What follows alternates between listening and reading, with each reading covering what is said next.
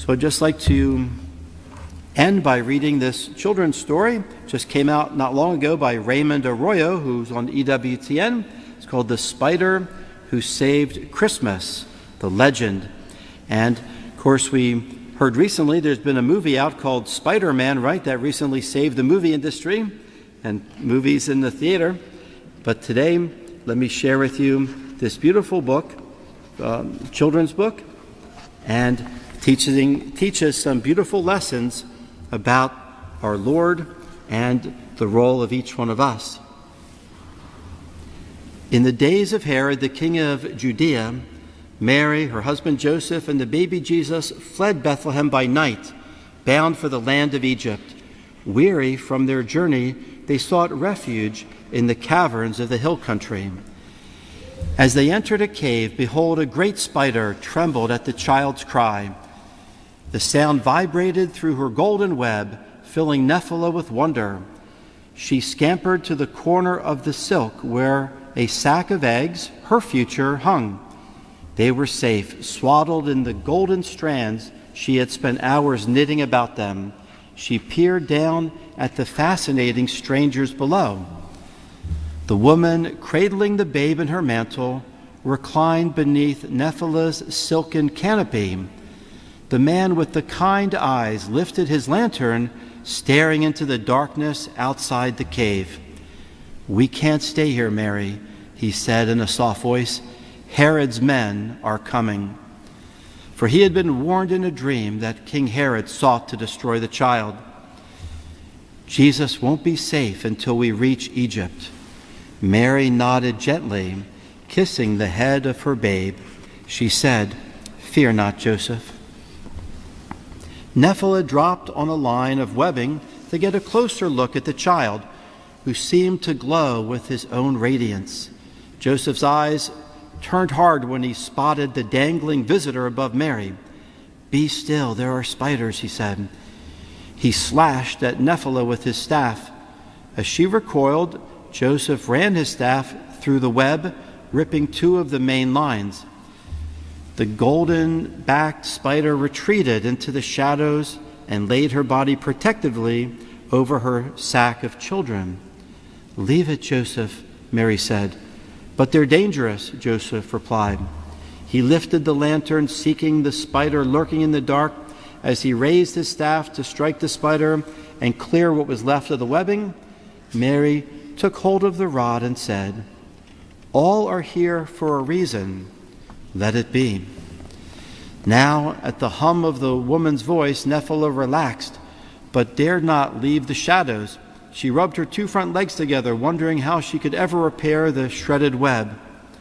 "Rest, Joseph," Mary said, and patted the ground beside her. Joseph lay next to the child and threw his cloak over the three of them. And behold, the wails of anguish and the final cries of babies floated through the night. Nephilah stiffened at the sound of the cries on the wind. "The poor children," Joseph said. "The soldiers are so close." "Dim the light," Mary whispered. "I am sorry we are here in this horrible place," he told her, snuffing out the lantern light. "We are so exposed." "It is where we are meant to be. There is beauty even here." She looked up at Nephilah's web, touching Joseph's hand, and she said, "And there is love." "Pray for our safety," he said, closing his eyes. Mary lightly moved her lips. Only the faraway shrieks disturbed the cave silence. Nephilah moved to the tattered edge of her silk. Taking advantage of the stillness, she began to spin a new web. How would she ever reattach the ripped drape to the faraway wall? It would take hours, probably days. A shaft of moonlight suddenly cut into the cave.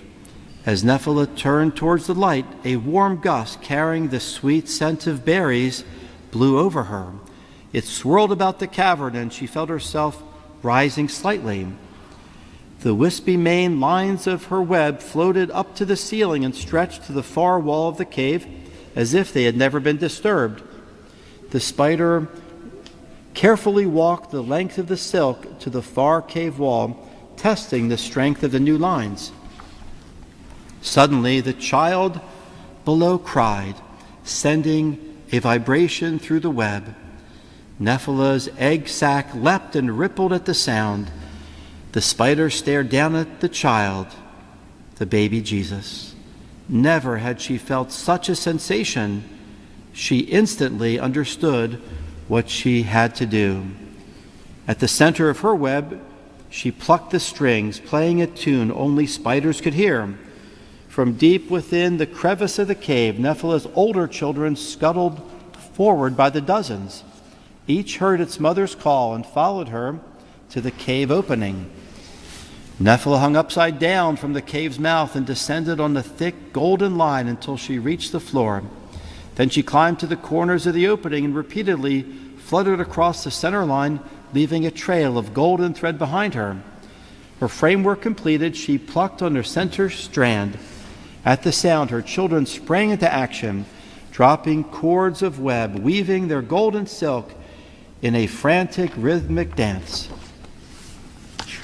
Now, when it was daybreak and the spider's work was done, the cave mouth wore a golden veil of webbing, sealing it completely.